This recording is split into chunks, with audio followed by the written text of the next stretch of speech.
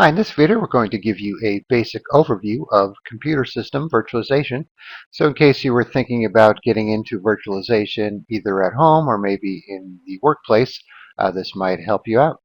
So to simplify it, you could think of virtualization as the idea of running virtual computers within a physical computer. So let's say you have a Windows server, for example. So that's one server. Let's say it has 128 gigs of RAM, 8-core processor, a few terabytes of storage space, and you want to use that to run multiple computers within that. They could be other Windows servers, they could be Windows desktops, they could be Linux computers, or any other operating system that is supported by that virtualization platform. And there are many virtualization platforms to choose from as well, and some of them work in a different manner than the others. For example, some of them are installed on the server hardware itself as the virtualization platform, while others are installed on an operating system such as within Windows. So you have a second layer there. So in this graphic here, we have the traditional server architecture. So we have the hardware on the bottom, so this is the physical server, and then the operating system, let's say it's Windows Server, and then you run your applications within the operating system. So the operating system supports running the applications, and this is all running on the physical server's hardware. And then on the other end, with the virtualized server, you have the same server, physical server hardware, then you have a virtualization layer, so this could be something like ESXi, which runs directly on the hardware.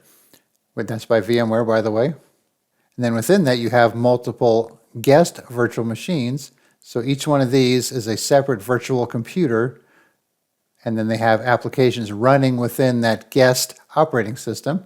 So you have the physical computer, the virtualization layer, which is what allows you to run these virtual machines or guest computers within your physical machine.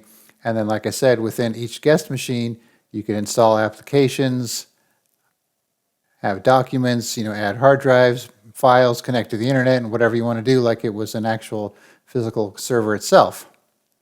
And then, of course, you could have as many virtual guest machines here that your physical hardware can handle. So let's say this only had 8 gigs of RAM, and you tried to run 6 virtual machines with 8 gigs of RAM each. That's not going to work because this thing is just going to crash and die because it's not going to be able to handle the resources needed by these virtual machines. So you need to make sure you have a lot more resources on your physical host than you need for your virtual machines, so your physical host stays running and doesn't run into any performance issues.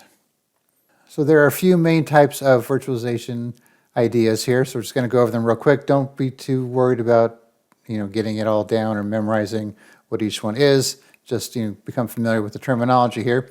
So we have full virtualization, which is what you're most likely going to run into. So this is a technique that allows multiple operating systems to run on a single physical machine concurrently, with each operating system thinking it has control over the entire hardware. So these virtual machines don't know they're virtual machines. They think they own that hardware that they're running on.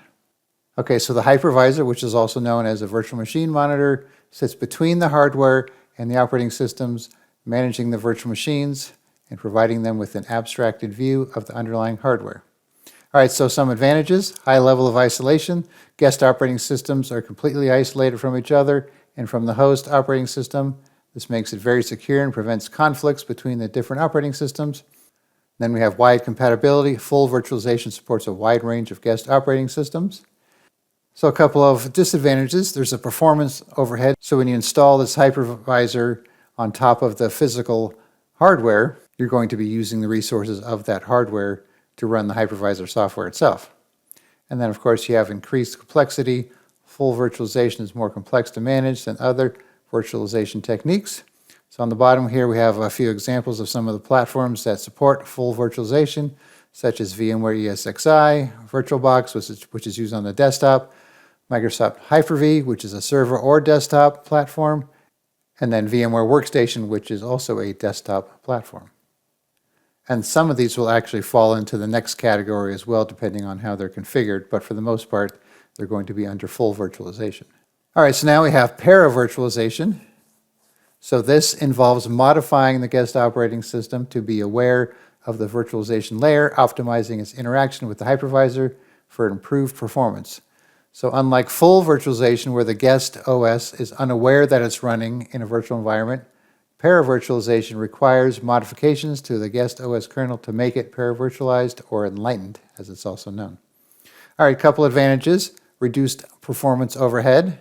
So it does this by eliminating the need for the hypervisor to translate some instructions, and improved scalability. These guest operating systems can be more scalable than fully virtualized guest operating systems. And then, of course, a couple of disadvantages. It requires that the guest operating systems be modified, which could be difficult or impossible for some operating systems. And then there's reduced security, because using this makes them more aware of the hypervisor. So a couple examples are Linux KVM and the Citrix hypervisor.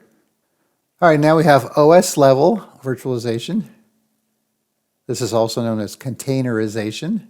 So this technique allows multiple isolated user spaces, or containers, to run on a single host operating system kernel.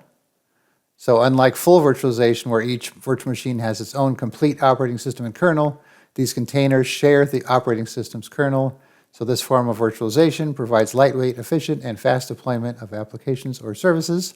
All right, a couple advantages: low performance overhead and ease of use. Doesn't require any special software. And some disadvantages. So limited isolation. These guest operating systems are not as isolated as they are with full virtualization or paravirtualization, making them more vulnerable to conflicts and security threats. And then we have limited compatibility. It does not support a wide range of guest operating systems, such as full or paravirtualization. So Podman and Docker are a couple examples of those platforms, if you want to look those up. Okay, so that's your main overview of virtualization and some of the platforms that you could use. But like I said, for the most part, you're going to be using full virtualization. And in the business world, probably VMware ESXi or Microsoft Hyper-V. And then on the desktop or even at home, VirtualBox or VMware Workstation. All right, thanks for watching, and be sure to subscribe.